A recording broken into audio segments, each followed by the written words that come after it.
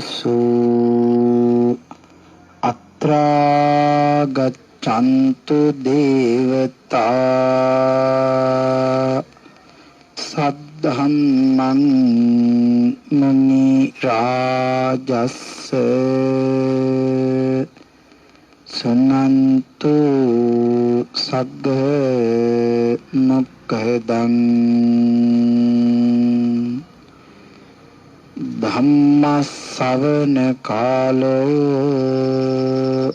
අයං භදන්තා ධම්ම ශ්‍රවණ කාලෝ අයං භදන්තා ධම්ම ශ්‍රවණ කාලෝ අයං බදන්තා නමෝ තස්ස භගවතෝ අරහතෝ සබ්බ ධම්මේසු අප්පටිහත ඥානචාරස්ස දස බල ධරස්ස චතු වේසාරජ්‍ය විසරදස්ස සබ්බ සත්තුත්තමස්ස ධම්මිස්ස රස්ස ධම්ම රාජස්ස ධම්මස්සාමිස්ස තථාගතස්ස සබ්බඤුනෝ සම්මා සම්බුද්දස්ස නමෝ තස්ස භගවතෝ අරහතෝ සබ්බ ධම්මේසු අප්පටිහත ඥානචාරස්ස දස බල ධරස්ස චතු වේසාරජ්‍ය විසරදස්ස සබ්බ සත්තුත්තමස්ස ධම්මිස්ස රස්ස ධම්ම රාජස්ස ධම්මස්සාමිස්ස තථාගතස්ස සබ්බඤුනෝ සම්මා සම්බුද්දස්ස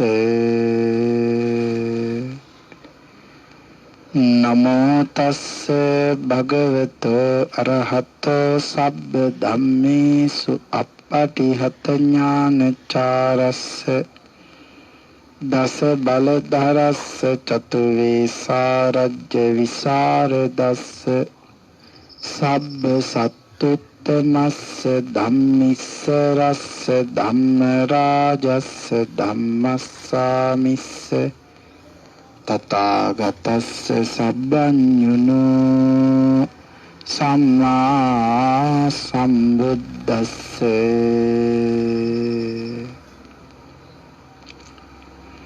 සද්ධර්ම ශ්‍රාවක කාරුණික ගුණගරුක පින්තුනි බොහෝම ශ්‍රද්ධාවෙන් යුතුව මේ පින්වත් පිරිස සැදී පැහැදී සූදානම් වෙන්නේ තථාගත ශාන්ති නායක සම්මා සම්බුදුරජාණන් වහන්සේ විසින් ලෝක සත්වයින් පිළිබඳ අනන්ත අප්‍රමාණ දයාවෙන් මෛත්‍රියෙන් යුතුව අවබෝධ කොටගෙන දේශනා කොට වදාළ අති උතුම් ශ්‍රී සද්ධර්ම රත්නයෙන් අබමල් රේණුවකටත් වඩා අඩු බොහෝම පුංචි දහම් කොටසක් දේශනය කරවාගෙන ධර්ම ගෞරවයේ පෙරදරි කොටගෙන දේශනාගත ධර්මයේ ශ්‍රවණය කරන්නත් එසේ ධර්ම ශ්‍රවණය කිරීමෙන්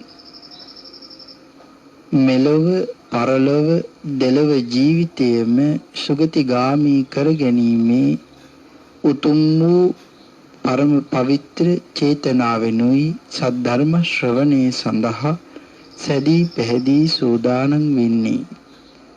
මේ ලෝක ධාතුවේ පවතින සියලුම දානයන් අභිභවනය කරමින් දිනන මහත්ඵල මහානිසංසදායක එකම දානමය පින්කම තථාගත ශ්‍රී සද්ධර්ම දානමය පින්කමයි. ආන්ගේ අති උතුම් වූ පින්කම මෙලොව හිතසුව පිණිසත් පරලොව හිතසුව පිණිසත් තමන්ගේ වගේම තව බොහෝ දෙනෙකුගේ සංසාරගත විමුක්තිය උදෙසා මේ උතුම් වූ කුසල කර්මයේ සිද්ධ කරන්නේ මේ උතුම් වූ කටයුත්ත සඳහා දායකත්වයේ ලබා දෙන පින්වත් පිරිස කටයුතු සූදානම් කළා. ධර්ම දානය බොහොම ශ්‍රේෂ්ඨ පින්කමක් වෙන අතර බොහෝ දෙනාගේ හිතසුව පිණිස මහත් වූ අනුකම්පාවෙන් මේ උතුම් වූ පින්කම සිදු කරන පින්වත් පිරිස සිද්ධ කරන්නේ භාග්‍යවතුන් වහන්සේට කීකරු වෙච්ච ශ්‍රාවකයන් විදිහටමයි. පිනතුනි, සද්ධර්ම දානමය පින්කම මනාසේ කරන්නාසේම තථාගත ශ්‍රී සද්ධර්මයේද මනාසේම ශ්‍රවණය කළ යුතුයමයි. අනිවරණ සූත්‍රයෙන් පැහැදිලි කළා කොහොමද බණ අහන්න ඕනේ කියලා. මහත් වූ බලාපොරොත්තුවක් හිතේ තියාගෙනම බණ අහන්න ඕනේ. මා මේ ශ්‍රවණය කරන සද්ධර්ම දේශනාව තුළින් මාගේ සිතේ පවතින පංච නීවරණ ධර්මයන් යටපත් වේවා. ඒ වෙනුවට සප්ත බෝධ්‍යංග ආදී ධර්මයන් වැඩි දියුණු වේවා. මේ අති ශ්‍රේෂ්ඨ සද්ධර්ම දේශනාව අතුරුතුරදීම මාහට අති උතුම් වූ මාර්ගයක් ඵලයක් අවබෝධ වේවා කියන ප්‍රාර්ථනාවෙන් යුක්තවම සද්ධර්ම ශ්‍රවණය කළ යුතු බව භාග්‍යවතුන් වහන්සේ දේශනා කළා. එමනම් පියාණන් වහන්සේ කියලා දුන්න විදිහටම අද අපි සද්ධර්ම ශ්‍රවණය කරන්න උත්සාහ කරමු. මේ උතුම් වූ කුසලයෝ ඔබට මට සුඛ සහගත ප්‍රතිපදාවෙන් ආර්ය ධර්මාවබෝධයෙන් සැනසීම දෙසාම පාරමී වේවා කියලා ප්‍රාර්ථනාවන් සිදු කරනවා. අද මේ උතුම් වූ ධර්ම දේශනාව සඳහා මම මාතෘකා කරගන්න කල්පනා කළේ කන්හ පේතවත්ව ආශ්‍රයෙන් බොහොම කෙටියෙන් ධර්ම කාරණා ටිකක් අපේ පින්නතුන්ට පැහැදිලි කරලා දෙන්න. අද වාගේ රෝග බියෙන් මුළු ලෝකෙම වෙලිලා තියෙන කාලයක මරණය කොයිතරම්නම් ඉක්මන්ද බලාපොරොත්තු වෙන වෙලාවක බලාපොරොත්තු නොවන වෙලාවක මරණය අපි කරා ආපුහාම කොයිතරම් මරණය වේදනා සම්පන්නයිද. මරණය කියන්නේ කොයිතරම් වේදනාවක්ද. මරණය වේදනාවක් කරගත්ත අය ඒක දරාගන්න බැරුව විලාප තියතිය අඬ ගින්නෙන් ශෝක ගින්නෙන් තැවි තැවි පිච්චි පිච්චි මහලොකු වේදනාවක හිර වෙලා ඒ වේදනාව තනිවම විඳිනවා. කෑමක් කන්නේ නැහැ, වතුර ගුරක් බොන්නේ නැහැ, ගමනක් බිමනක් යන්නේ නැහැ, නිදාගන්නෙත් නැහැ, නිින්ද යන්නෙත් නැහැ. ඒ වගේමයි පහසුවෙන් ඉන්නෙත් නැහැ, පිච්චෙනවා. ශෝක ගින්නෙන් පිච්චි පිච්චි ඉන්නවා. ඉතින් මරණය කියන මේ ධර්මතාවය අද වාගේ කාලෙක අපේ ඇස්පනා පිටම බොහෝ සෙයින් පෙනෙන්න පටන් අරගෙනත් තියෙනවා. අද කාලේ විතරක් නෙවෙයි මේ ලෝකේ හටගත්තේ යම් දවසකදී එදා ඉඳලා මරණය මේ ලෝකයේ විද්‍යාමාන වෙනවා. මරණය කියන ධර්මතාවය මේ ලෝකේ හැමදාම ප්‍රසිද්ධයි. හැමදාම ඒ කාරණාව සිද්ධ වෙනවා, අපි බලාපොරොත්තු වුණා හෝ නැතා හෝ. එහෙමනම් අපිට මරණය පිළිබඳව සාකච්ඡා කරන්න තියෙන බොහොම වටිනා කියන දේශනාවක්, බොහොම කෙටියෙන් කරුණු ටිකක් අපි සාකච්ඡා කරන්න උත්සාහ කරමු. අපේ භාග්‍යවතුන් වහන්සේ මේ දේශනාව සිද්ධ කළේ බොහෝ සෙයින් තමන්ගේ ලෙයින් මේ ලෝකෙට ඉපදුණු පුතෙක් බලාපොරොත්තු නොවන වෙලාවක කලුරිය කළා. තාත්තට ඒක දරා ගන්න බැරුව ගියා. වේදනාව ඉවස ගන්න බැරුව බුද්ධෝපස්ථානයට යන්නෙත් නැහැ. රැකියාවක යෙදෙන්නෙත් නැහැ. ආහාර ගන්නෙත් නැහැ. පෙන්ෂන් හෙන්නෙත් නැහැ. කිසිම කාරණාවක් සිද්ධ කරන්නේ නැහැ. ශෝක කර කර ශෝක ගින්නෙන් පිච්චි පිච්චි අහන්නේ මගේ පුතේ මාව දාලා කොහෙද ගියේ? මගේ පුතේ මාව දාලා කොහෙද ගියේ? ඇයි එන්නේ නැත්තේ කියලා තමයි මේ අඬන්නේ. ඉහත බදාගෙන විලාපති ඉලඩනවා.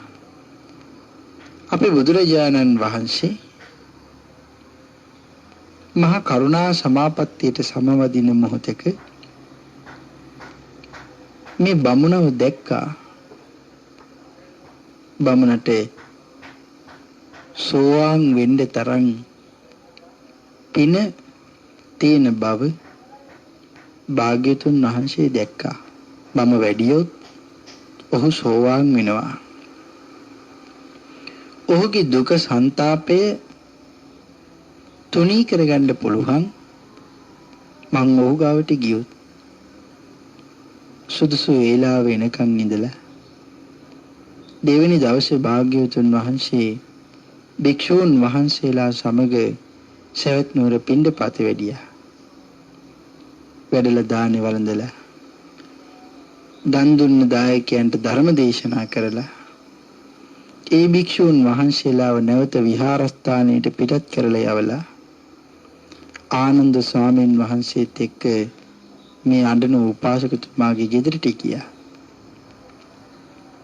ප්‍රිය විප්‍රයෝගයේ දුක දරා ගන්න බෑ.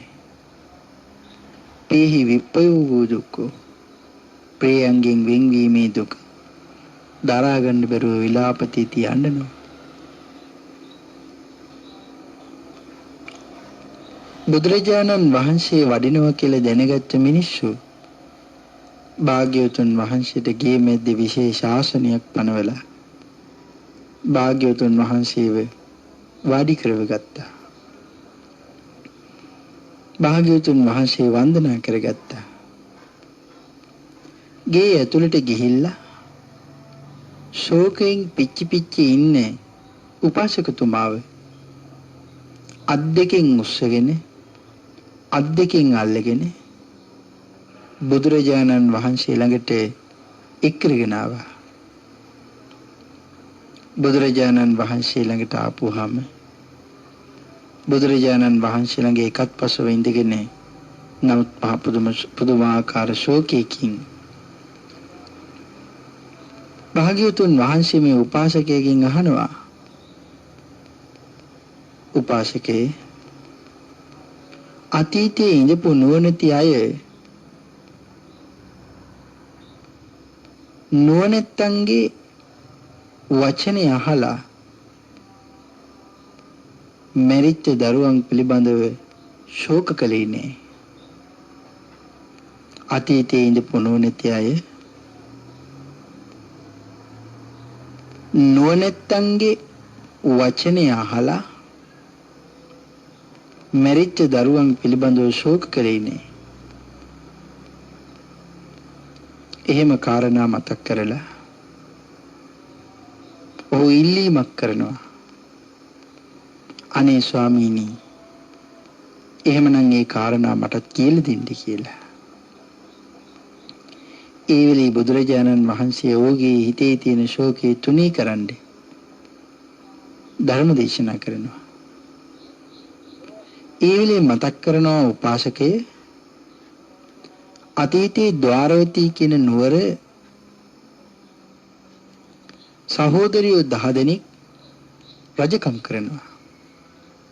වාසුදේව, බලදේව, චන්දදේව, සූර්යදේව, අග්ගිදේව, වරුණදේව, අර්ජුන, පජ්ජුන, ගත පඬිත සහ අංකුර යන මේ දසබෑයෝ රජවරු.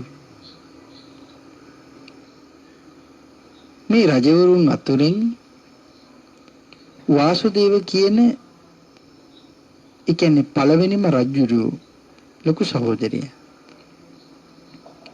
ඔහුගේ පුතා බලාපොරොත්තු නොවන වෙලාවක කලුරිය කළා.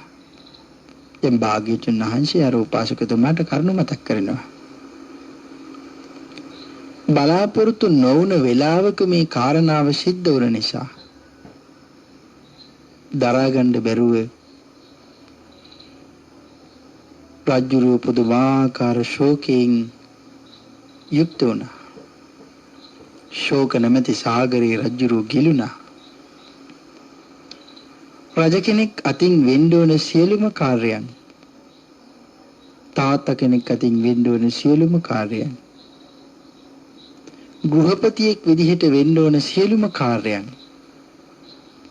අතහැර දාලා ඇඳකට වෙලා වකුටු වෙලා විලාප තියමින් ඇඳේම බුජීගෙන අඬ ඉන්නවා. අන්න ඒ කාරණාව දැනගන්න ලැබුණා මේ දසබෑ සහෝදරයන්ගේ ගත පඬිත කියන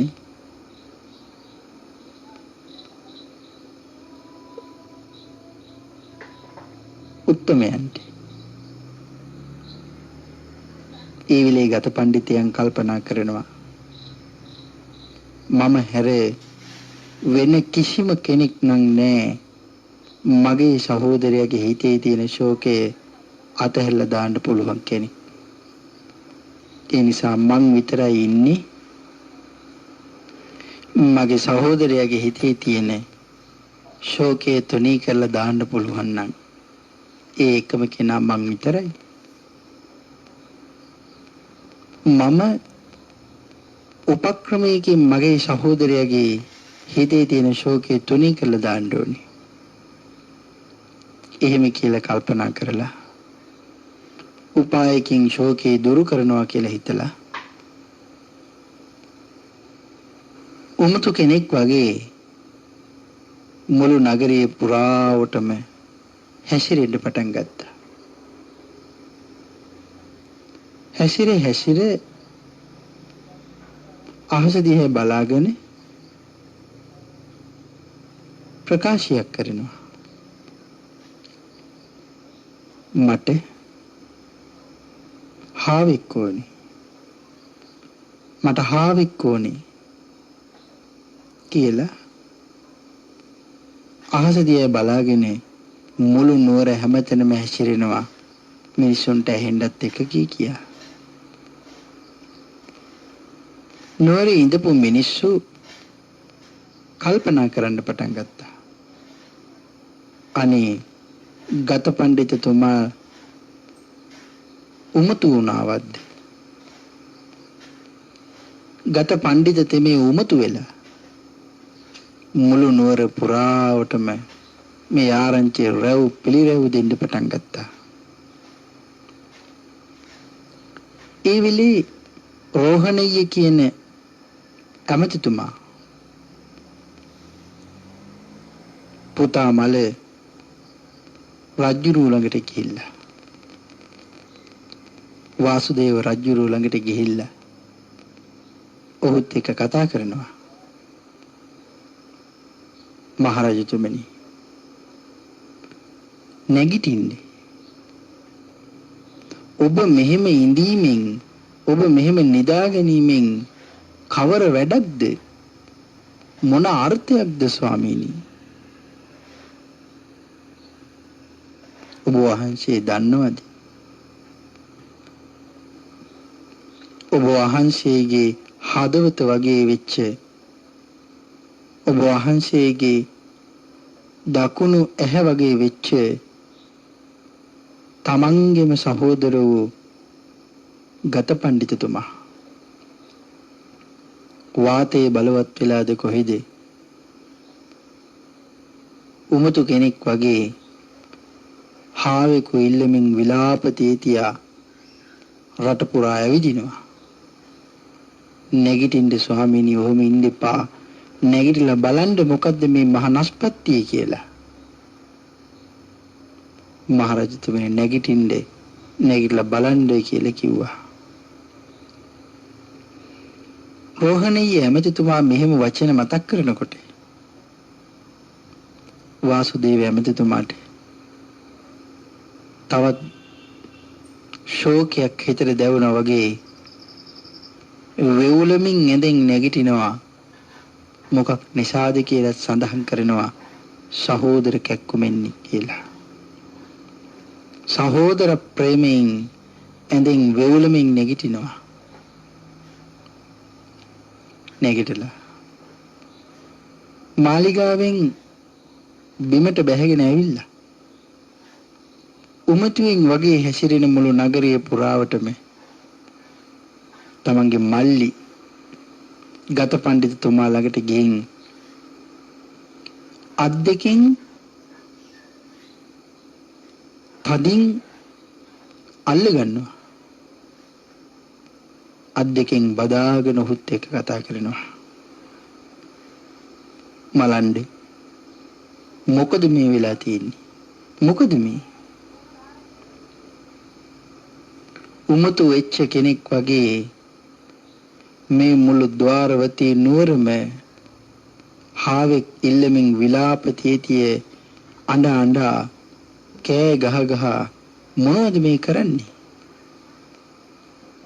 ඇයි මෙහෙම කෑ ගහ ඉල්ලන්නේ? මොන වගේ හාවෙක්ටද ඔබ කැමති? රත්තරන්ින් කරපු හාවෙක්ද? මණික් වලින් කරපු හාවෙක්ද? ලෝහයෙන් කරපු හාවෙක්ද? එහෙම නැතිනම් රිදීන් කරපු? එහෙම නැතිනම් පබළු වලින් කරපු හාවෙක්ද? එහෙම නැතිනම් මේ වනයේ ආශ්‍රය කරගෙන ජීවතුන් අතර ඉන්න හාවෙක්ද? කාවද ඉල්ලන්නේ?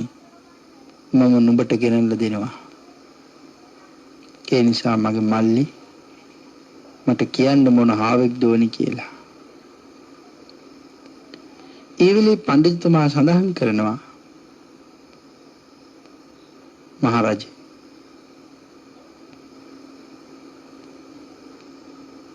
මේ පොළොව ඇසුරු කරගෙන කොයි තරම්නම් හාවෝ ඉන්නවද? ඒ වගේමයි රන් රිදී මුතුෙන් මණික් වලින් හදන්න පුළුවන් හාවෝ කොයි තරම් ඉන්නවද? නම් ඒ කෙනෙක්වත් නෙවෙයි මට ඕනි. ආන් අර පේන හඳේ ඉන්න හාව මට ගෙනල්ලා දෙන්න කියලා කිව්වා. ආන් ඒ වෙලාවේ වාසුදේව රජුරෝ හිතනවා ඒ කාන්තේම මගේ මල්ලි උම්මත්තක වෙලාද කොහෙද දුකටපත් වෙනවා. රජුරෝ මතක් කරනවා මල්ලි ඔබ හඳේ ඉන්න හාවට කැමති. ඒක කොහොමද කරන්නේ? ඔබ ප්‍රාර්ථනා කරන්නේ ඔය නොලබිය යුත්තක්. නොලබිය යුත්තක් ප්‍රාර්ථනා කරලා ලැබෙන්නේ නැතිකොට ඒක කෙරෙහිම ශෝකෙන් දුක් විඳලා මැරිලා යනවා. එහෙම කාරණා මතක් කළා. ආන් ඒ වෙලේ තමයි ගත පඬිතුමා අහන්නේ මහරජා එහෙමනම් හඳේ ඉන්න හාවව මට ගෙනල්ලා දෙන්න බැරි නම් ආන් ඒ කාරණාව සිද්ධ කරන්න බෑ වගේ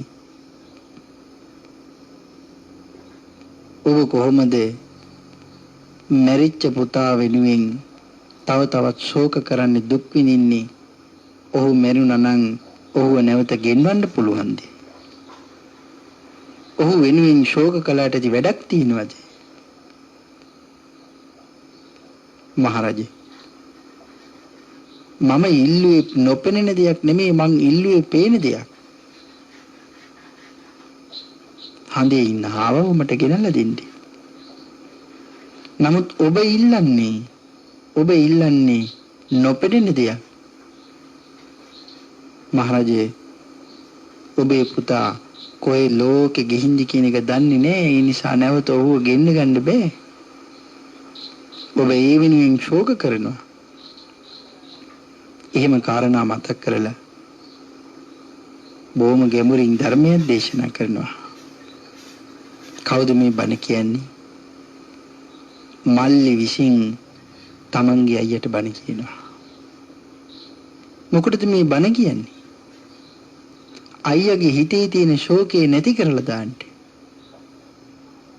ඒකට හිතන්නකෝ කෙනෙකුට සැනසීම ලැබෙන්නේ ධර්මයේ තුලින් නම් ඒ ධර්මයේ කොයිතරම්නම් ශ්‍රේෂ්ඨ වෙන්න ඕනේද? ඒ වෙලේ මතක් කරනවා මහරජා. මගේ පුතා නොමරේවා මේ වගේ දේවල් යම් කෙනෙක් ප්‍රාර්ථනා කළත් කවදාකවත් ඒ කාරණා නොවී තියෙන්නේ නැහැ. මිනිසෙකු විසින් හෝ අමනුෂ්‍යයෙකු විසින් ලබන්නේවත් නැහැ මේ වගේ දේවල්. මේ ලබන්නේවත් නැහැ කියලා කියන්නේ මොකද්ද? ඉපදුනා වූ මගේ පුතා අනේ මැරෙන්න නම් එපා කියලා කිව්වට මැරෙන්නේ නැතුව තියෙන්නේ නෑනේ. මැරෙනවා. ආන් ඒකයි මේ සඳහන් කරන්නේ. මහරජේ මරුණා වූ පුතෙකු සඳහා ශෝක කරනවා ඔබ. නමුත් මරුණ ඔහුව නැවත මේ ලෝකයකට ගෙන්න ගන්න පුළුවන්ද? මන්ත්‍ර බලයකින්, බෙහෙත් බලයකින්, ඖෂධ වර්ගවල බලයකින් හරි ගෙන්න ගන්න පුළුවන්ද? බෑනේ. එහෙනම් අසංඛ්‍ය ගණන් කෝටි සංඛ්‍යාත තියෙන ධන දාන්නේ මිල මුදල් වලින් පුළුවන්ද? පුළුවන් කමක් නෑ. තවත් බණ කියනවා. අයියේ මගේ සහෝදරේ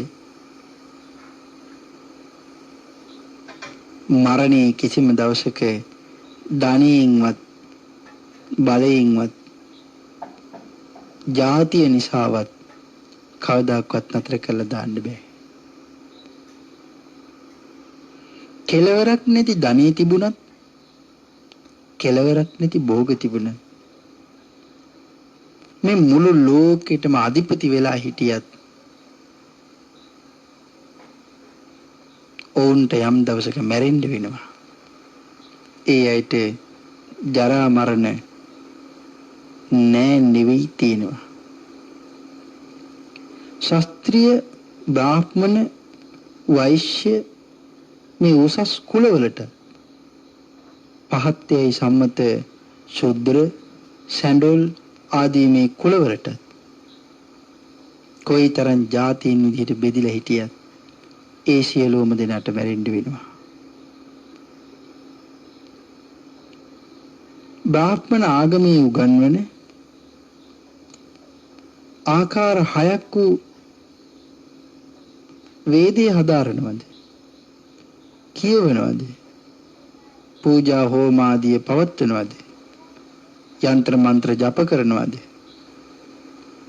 ඒ කිසි කෙනෙකුටවත් කවදාකවත් අජරාමර වෙන්න බැරුව ගියා.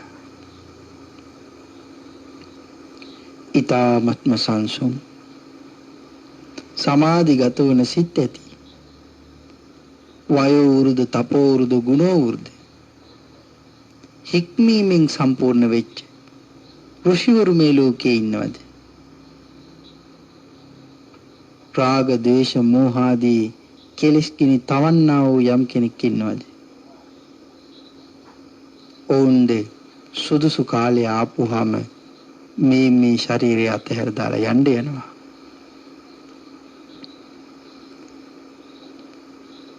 යම් කෙනෙක් හිත සමාධිගත කරගෙන සති සම්පන්නව භාවනාවෙන් යුක්තව වාසය කරනවද? කාලය ආපුවාම ආශ්‍රව රහිත වූ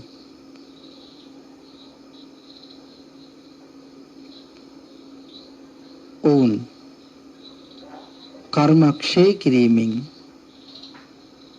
මේ ශරීරයේ අතහැර දාලා යන්න යනවා. මේ ආදි වශයෙන් බොහොම කෙටියෙන් මේ මතක් කළේ ගාථා කීපයකින්ම රජුරවන්ට බණ කියනවා.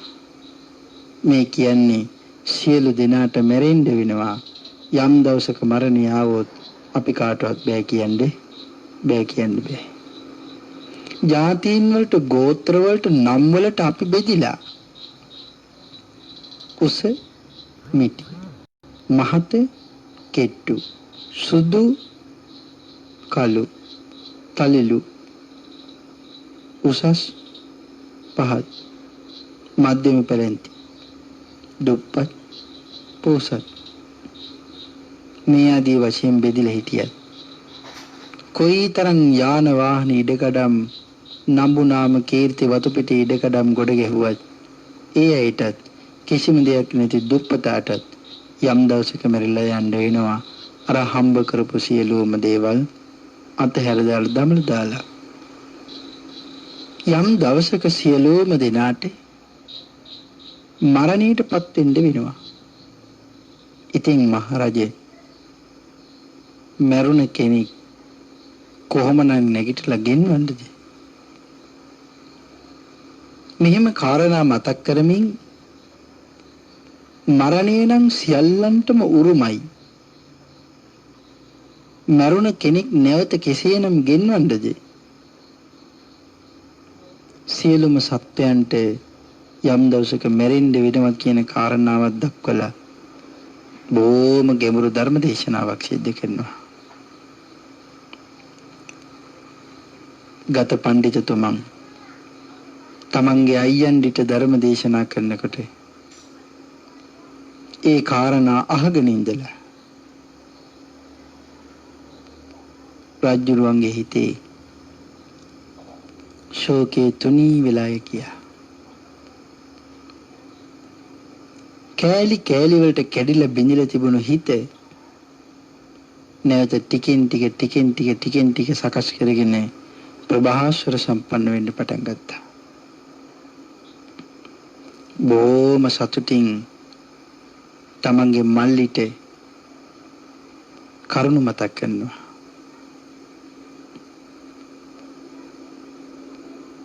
ගින්නකට ගිතෙල් ඉස්ස වගේ පුත්‍ර ශෝකයෙන් අන්ධ වෙලා ඉඳපු මගේ හිත මහලුකු ගින්නකින් ගෙනි අරගෙන විසිරීලා පැතිරිලා තියෙනකොට ආන්ගේ ගින්නේ නිවල දාන්නේ ඉහපු ජල ධාරාවක් වගේ ඔබ මට මේ කියා දුන් කරුණු ටික ගෙනි අරගෙන ඉඳපු මාව නිමල දැම්මා. ඔබ මගේ සියලුම වීඩාව නිමල දැම්මා. ඔබ මගේ හෘද මාංශය ඉරාගෙන පලාගෙන ශෝක නැමැති උල කිඳා බහලා තිබුණා. නමුත් ඔබ ආන්ගේ ශෝක නැමැති උල උදුරලා ගලවලා අයින් කරලා දැම්මා. ආන්ගේ නිසා නැවතනම් පුත්‍ර ශෝකයක් උපදින්නේ නැහැ.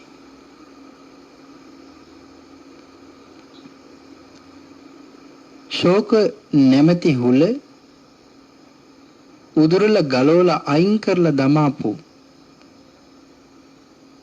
ඔබගේ බස් ඔබගේ වචන අහලා මං හොඳටම නිමුණා. නැවතනම්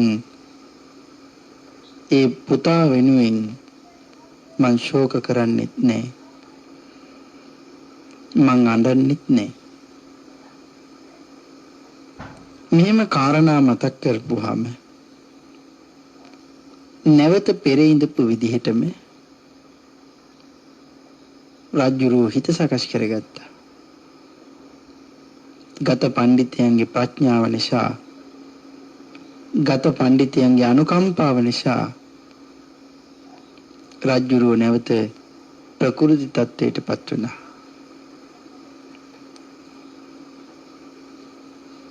අපේ බුදුරජාණන් වහන්සේ එදා මේ කාරණාව උපාසකතුමාට මතක් කළා. බුදුරජාණන් වහන්සේ මේ දේශනාව සිද්ධ කළ අවසානයේ මතක් කරනවා, උපාසකේ අන්න ඒ වගේ පැරණි පඬිතයෝ නුවණැත්තන්ගේ කතා අහලා ගෙනි අරගෙන තිබුණු ශෝකය නිවල දමා ගත්තා. මේ ආදී වශයෙන් කරුණු සඳහන් කරලා මේ අඬමින් ඉන්න උපාසකතුමාට ධර්ම කරුණු පැහැදිලි කරලා චතුරාර්ය සත්‍ය නිශ්චිත ධර්මයේ ගැබ් කරලා සිව්සස් දක්වලා ධර්ම දේශනා සිද්ධ කරනවා. දේශනාව නිමා වෙනකොටම අඬාන ඉඳපු උපාසකතුමා නම බුදු පියාණන් වහන්සේ ඉදිරියේ හිත සකස් කරගත් උපාසකයෙක් බවට පත් වුණා. මං මුලා වෙලා තිබුණු සීයේ නැවත එළඹුණා. කරුණ හොඳටම වැටහෙන්න පටන් ගත්තා. දේශනාව නිමා වෙනකොට දුක තුනී කරගෙන සෝවාන් වාර ධර්ම ඵලයේ පිහිටියා.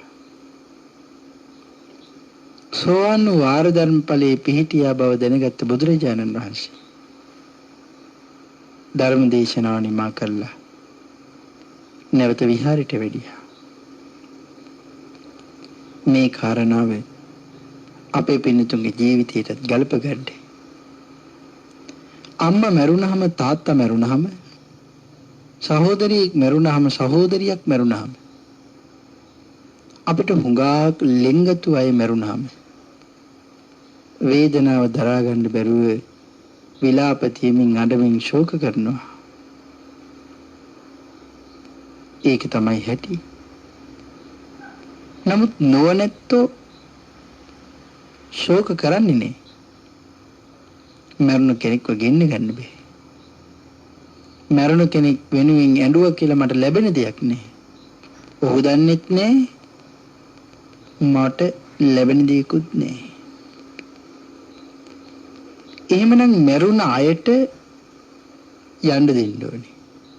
අපි මරණින් පාඩමක් ඉගෙනගෙන හැදෙන්න ඕනේ. මට කලින් මොහු ගියාට මටත් දවසක එතෙන්ට යන්න වෙනව නේද? ආන්ගේ ආදී වශයෙන් කරුණු දකින්න ඕනේ. ඒකට හොඳම කාලයක් තමයි මේ එළඹිලා තියෙන්නේ.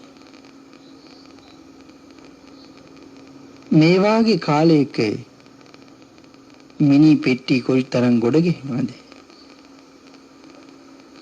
මිනි පෙට්ටි නැති තරම්, ඒ නිසා කාඩ්බෝඩ් වලින් මිනි පෙට්ටි හදන තරම්. මොකද ඒ තරම්ම මැරෙනවා මේ රෝග විශ්වසනීය නිසා. දැන්වත් හිතන්න කාලේ නෙවෙයිද මේ ශ්‍රේෂ්ඨ බුද්ධාන්තරී පින් පුරා ගන්න ඕනේ මං මැරෙන්න කලින්. කුසල් වඩා ගන්න ඕනේ මං මැරෙන්න කලින්. මරණය ඉක්මවන්න දෙවියෙකුටවත්, බ්‍රහ්මයෙකුටවත්, අමනුෂ්‍යයෙකුටවත්, යක්ෂ බෝස පිසාච කිසි කෙනෙකුට මරණය ඉක්මවන්න බෑ.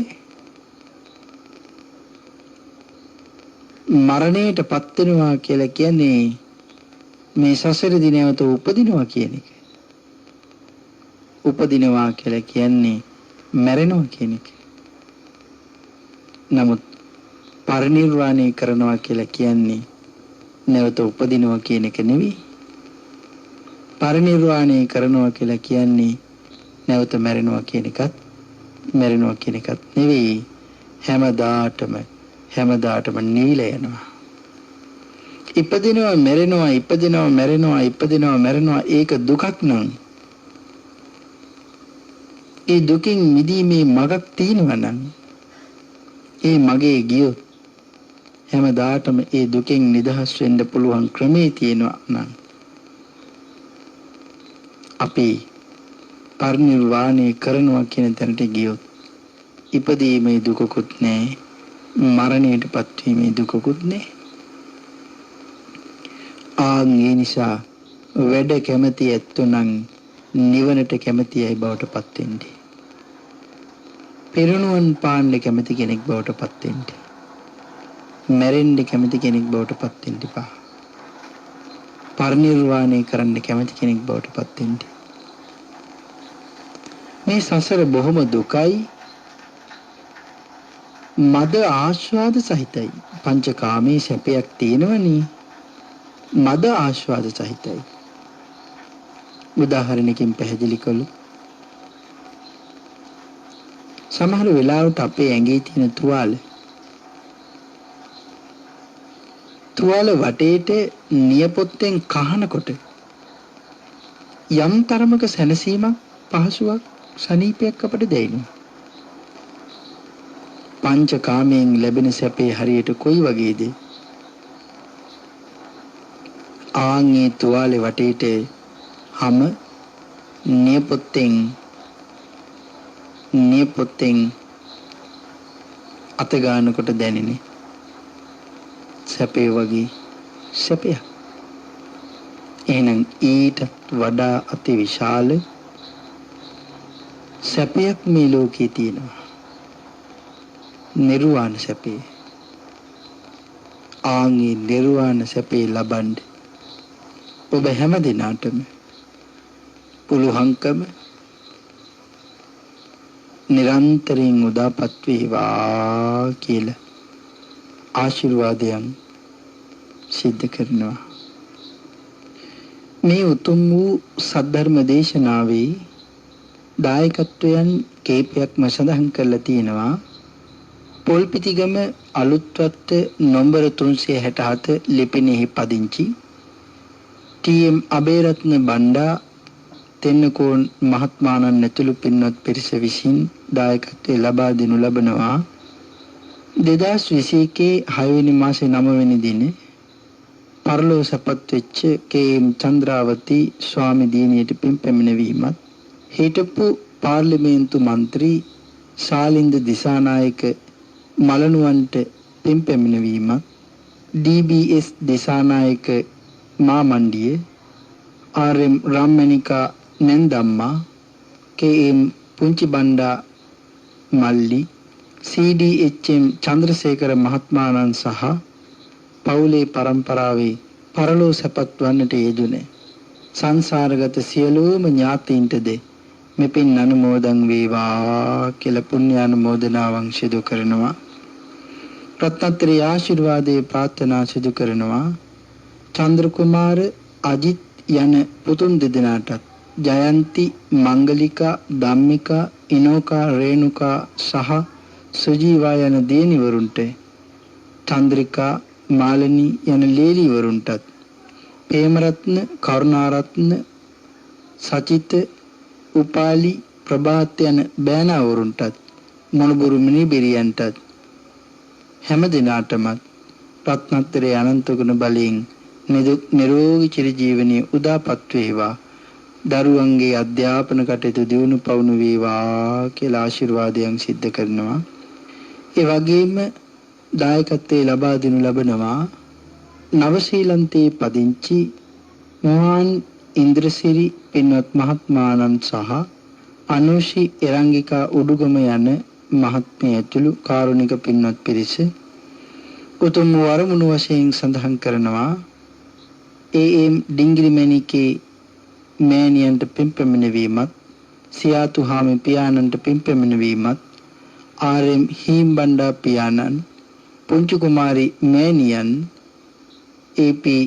කුමාරි හාමි මෑණියන් ඇතුළු සංසාරගත ඥාතින්ට පින් පැමිණවීමත් උතුම් වරමුණු වශයෙන් තබාගෙන මේ උතුම් වූ කුසල කර්මයේ සඳහා දායකත්වයේ ලබා දෙනු ලබනවා. රැස් කළ එක්කල සියලුම පින් දහම් ඒ හැම දිනාටම අනුමෝදන් වේවා කියලා ප්‍රාර්ථනාවන් සිදු කරනවා. ජූනි මාස 25 වෙනි දින ජන්මදිනයේ යෙදෙන ඉෂලි ඩී ඇන්ඩ්‍රා දිනියට නිරෝගී චිර ජීවනයේ රත්නත්‍රේ අනන්ත ගුණ බලයෙන් උදාපත් වේවා කියලා ආශිර්වාදයන් සිදු කරනවා. සුජීවත්ව සිටින හේන් කුමාරී මහත්මිය ඇතුළු පවුලේ හැම දිනාටම රත්නත්‍රේ අනන්ත ගුණ බලයෙන් නිරෝගී චිර ජීවනයේ උදාපත් වේවා කියලා ආශිර්වාදයන් සිදු කරනවා. ඒ වගේම දායකත්වයේ ලබා දෙනු ලබනවා ඊජී දිසානායක සහ පීජේ රත්නායක යන පින්වත් පිරිසත් උතුම් වරමුණු වශයෙන් සඳහන් කරනවා. පරලෝසපත් වන්නට යෙදුන එච්.බී. රත්නායක පියාණන් සහ මෑණියන්ට පින් පැමිණවීමත්, ඩී.කේ. දිසානායක පියාණන් සහ මෑණියන්ට පින් පැමිණවීමත්, ඊට අමතරව පරම්පරායානුගත සියලුම ඥාතීන්ටත් මේ සියලුම පින් අනුමෝදන් වේවා කියලා ප්‍රාර්ථනාවන් සිදු කරනවා. සුජීවත්ව වාසය කරන හැම දිනාටම නිරෝගී චිර ජීවනයේ උදාපත් වේවා කියලා ආශිර්වාදයන් සිදු කරනවා. ඒ වගේම තව දායකත්වයක් සඳහන් කරනවා. දිවුලපිටිය හොරගස් මුල්ල රජමල්ලු යන 29A83 ලිපිනේ පදිංචි කුසුම් ජයසිංහ පින්වත් මහත්මිය තුළු පින්වත් පිරිසත් දායකත්වයේ ලබා දෙනු ලබන්නේ වසර 2කට පෙර පරලෝසපත් වෙන්නට යෙදුණු තිස්ස බස්නායක ස්වාමි පුරුෂයාණන්ට පින් පැමිණවීමත්, හෙන්ද්‍රික් ජයසිංහ, ඇග්නස් ජයසිංහ පියාණන් සහ මෑණියන්ට පින් පැමිණවීමත්, අප්පුහාමි බස්නායක, චන්ද්‍රා බස්නායක යන මාමණ්ඩි නැන්දනියට පින් පැමිණවීමත්, දෙපාර්ශවයේම පරලෝසපත් සහෝදරයන්ට හා පින් බලාපොරොත්තු වෙන හැම දිනාටම පින් අනුමෝදන් වේවා කියලා ප්‍රාර්ථනාවන් සිදු කරනවා. රත්නත්‍රි ආශිර්වාදයන් සිදු කරනවා. අසේල කෝකිල පුතුන් දෙදෙනාටත්, නිම්මි හා ප්‍රමිලා යන ලේලියන් දෙදෙනාට, නිසල පුලස්ති යන මුණුමුරන්ටත්, ඉසදි මිනිබිරියටත් නිරෝගී චිර ජීවනයේ රත්නත්‍රි අනන්ත ගුණ බලයෙන් උදාපත් වේවා. දරුවන්ගේ අධ්‍යාපන කටයුතු සර්ව ප්‍රකාරයෙන්ම සාර්ථක වේවා කියලා ආශිර්වාදයන් සිදු කරනවා. ඒ වගේම තව දායකත්වයක් සඳහන් කරනවා. මහනුවර අරුප්පල ධර්මාශෝක මාවතේ පදිංචි සුධර්මා කෝනාර පින්වත් මහත්මිය ඇතුළු පින්වත් පිරිසක් දායකත්වයේ ලබා දෙනු ලබන්නේ පරලෝසපත් වන්නට යෙදුන කිරිමුදියන්සේ කෝනාර පියතුමන්ට පින් පැමිණවීමත්, ඩිංගිරි අම්මා බස්නායක මෑණියන්, මුදලිහාමි කිරියත්තා, බණ්ඩිමණිකේ කිරි අම්මා, කුසුම් මොනසිංහ ඥාති සොයුරිය ඇතුළු සංසාරගත ඥාතීන්ට මේ උතුම් වූ පින් දහම් අනුමෝදන් වේවා කියන ප්‍රාර්ථනාවෙන් මේ උතුම් වූ කුසල කර්මයේ සිදු කරන්ට යෙදුන රැස් කළ සියලුම පින් දහම් ඒ හැම දිනාටම අනුමෝදන් වේවා කියලා ප්‍රාර්ථනාවන් සිදු කරනවා. සුජීවත්ව සිටින නිලූපා විජේරත්න දුවනිය, සඳරුවන් බෑනනුවන්, අමිල විජේරත්න පුතුණුවන්, මුණුබුරාට සහ මිනිබිරියට හැම දිනාටමත් රත්නත්‍රේ අනන්ත ගුණ බලයෙන් නිරෝගී චිර ජීවනයේ උදාපත් වේවා කියලා ආශිර්වාදයන් සිදු කරනවා. පින් අනුමෝදන් කළ හැම දිනාටම පින් අනුමෝදන් වේවා. රත්නත්‍රි ආශිර්වාදයේ ප්‍රාර්ථනා කළ සියලුම දිනාට රත්නත්‍රි ආශිර්වාදයේ උදාපත් වේවා. අපි හැම දිනාටම ඊ타ම ඉක්මන් භවයක ඊ타මත්ම කෙටි කාලයකින් සුඛ සහගත ප්‍රතිපදාවෙන් ආර්ය ධර්මාවබෝධයෙන් සැනසීම උදෙසාම මේ උතුම් වූ කුසලයේ පාරමී ධර්මයන් බවටම පත් වේවා කියලා ප්‍රාර්ථනාවන් සිදු කරනවා. ආකාසට්ටා චුම්මට්ටා දේවානාගා මහිද්దికා පුඤ්ඤන්තං අනුමෝදිත්වා චිරන් රක්칸තු ලෝක සාසනಂತಿ දේවෝ වස්සතු කාලීන සස්ස සම්පatti හෝතු ච පීතෝ භවතු ලෝකෝ ච රාජා භවතු ධම්මිකෝ